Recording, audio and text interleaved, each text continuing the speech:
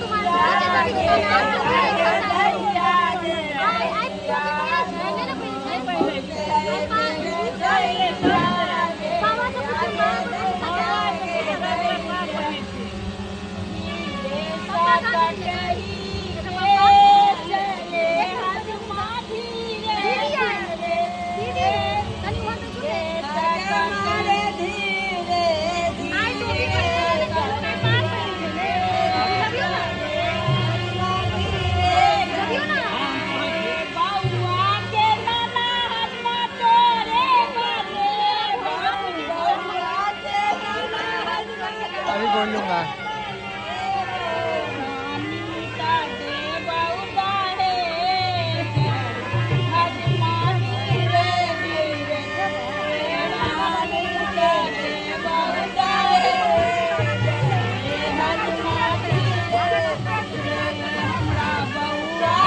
Shivam